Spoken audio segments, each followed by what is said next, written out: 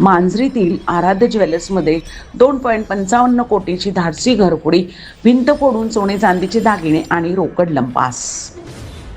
पुण्यातील हडपसर परिसरातून चोरीचा धक्कादायक प्रकार समोर आला आहे.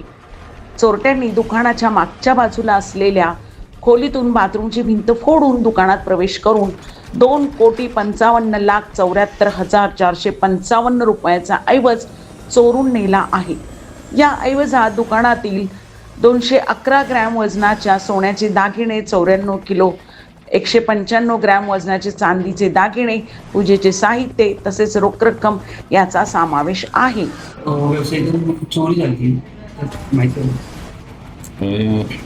मांजरी पोलीस स्टेशनच्या हद्दीमध्ये मांजरी मुंढवा रोडवरती आराध्या ज्वेलर्स नावाचं एक शॉप आहे. त्याच्यामध्ये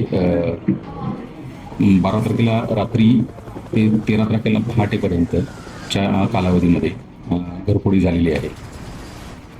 त्याच्यामध्ये जी फिर्यादी आहेत ते शंकरलाल देवाजी माली हे फिर्यादी आहेत, त्या शॉपचे मालक आहेत. तर त्याच्यामध्ये एकूण सोन्याचे 211 ग्रॅम वजनाचे दागिने आणि चांदीचे 94 किलो वजनाचे दागिने आणि रोख रक्कम रुपये 50,000 असा मुद्देमाल चोरीला गेलेला आहे. या चोरीच्या घटनेचा प्राथमिक तपास काय?